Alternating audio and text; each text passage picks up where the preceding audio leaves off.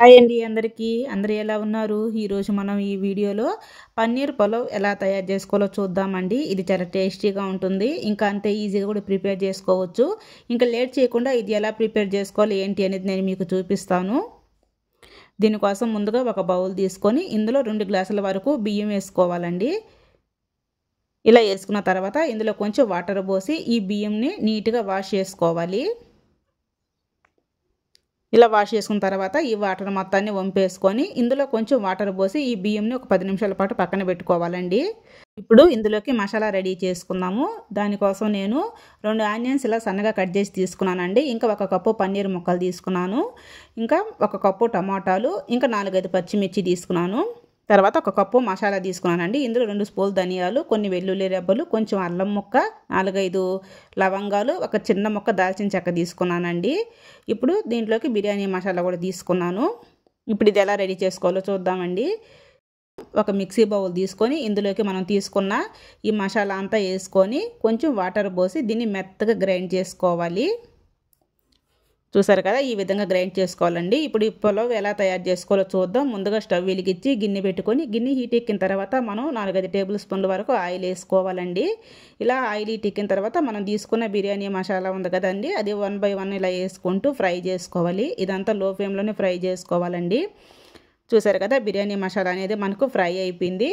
ఇప్పుడు మనం ఇందులోకి తరిగి పెట్టుకున్న ఆనియన్స్ వేసి ఈ ఆనియన్స్ బ్రౌన్ కలర్ వచ్చేంత వరకు ఫ్రై చేసుకోవాలి.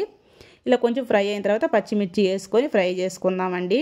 చూసారు కదా, మనకు ఆనియన్స్ బ్రౌన్ కలర్లోకి వచ్చి ఇప్పుడు ఇందులో టమాటాలు వేసుకొని తర్వాత 2 టేబుల్ స్పూన్లు సాల్ట్ వేసుకొని ఈ మొత్తాన్ని ఒకసారి కలిపేసుకుందామండి. ఇలా కలిపిన తర్వాత మూత పెట్టి ఈ టమాటాలు 2 నిమిషాల పాటు మగ్గనిద్దాము. ఇప్పుడు చూద్దామండి, టమాటాలు మగ్గిపోయినాయి. ఇప్పుడు మనం తీసుకున్న మసాలా ఇందులో వేసుకొని ఫ్రై చేసుకుందాం. ఇలా కలిపిన తర్వాత మనం మూత పెట్టి మసాలాని ఒక 2 నిమిషాల పాటు మగ్గనివ్వాలండి. ఇప్పుడు 2 నిమిషాలు అయింది, మూత తీసి చూద్దాం. చూసారు కదా, మసాలా అనేది మగ్గిందండి. ఇప్పుడు ఇందులో మనం పన్నీర్ ముక్కలు వేసేసుకుందామండి. పన్నీర్ ముక్కలు వేసి ఇలా చిన్నగా పన్నీర్ ముక్కలు విరగకుండా కలుపుకోవాలి. ఇలా ముందే వేసుకోవటం వల్ల మనకు మసాలా ఫ్లేవర్ అంతా పన్నీర్ ముక్కలుగా పడుతుందండి. ఇప్పుడు మూత పెట్టేసి మరలా 2 నిమిషాల పాటు దీన్ని ఆయిల్లో మగ్గనివ్వాలి. ఇప్పుడు మళ్ళీ చూద్దాం. చూసారు కదా, మనకు మసాలా అంతా పన్నీర్ ముక్కలకు బాగా పట్టిందండి. ఇప్పుడు దీనిలో వాటర్ యాడ్ చేసుకుందాం. నేను 2 గ్లాసుల బియ్యం తీసుకున్నాను కదా, అందుకని 3 గ్లాసులు వాటర్ వేసుకుంటున్నానండి. చూసారు కదా, ఇలా వాటర్ మొత్తం యాడ్ చేసిన తర్వాత ఈ మొత్తాన్ని ఒకసారి కలిపేసుకొని మీకు టేస్ట్ తగ్గట్టు సాల్ట్ యాడ్ చేసుకోండి.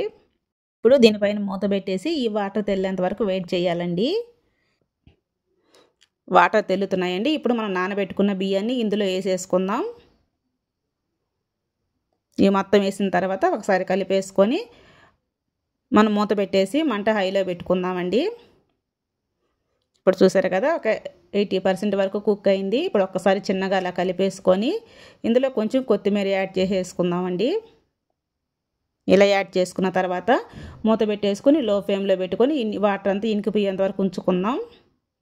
చూసారు కదా, మనకి వాటర్ ఇనికిపోయి మనకు రైస్ అనేది పర్ఫెక్ట్గా కుక్ అయిపోయిందండి. ఇప్పుడు మూత పెట్టేసుకొని స్టవ్ ఆపేసుకుందాం. చూసారు కదా, మనకు పులావ్ అనేది ఎంత పర్ఫెక్ట్గా వచ్చిందో. ఇప్పుడు దీన్ని కొత్తిమీరతో గార్నిష్ చేసేసుకుందామండి. అంతేనండి, ఎంతో టేస్టీగా ఉండే పన్నీర్ పులావ్ అనేది రెడీ అయిపోయింది. నచ్చితే మీరు కూడా ఒకసారి తప్పకుండా ట్రై చేయండి. ట్రై చేసి ఎలా వచ్చింది ఏంటి అనేది కామెంట్ చేయండి. ఇంకా ఈ వీడియో మీకు నచ్చితే ఒక చిన్న లైక్ చేసి మన ఛానల్ని కూడా సబ్స్క్రైబ్ చేసుకోండి. చూసారు కదా, పన్నీర్ ఎంత మెత్తగా ఉందో. టేస్ట్ అయితే చాలా బాగుంటుందండి. తప్పకుండా ట్రై చేయండి. Thank you for watching.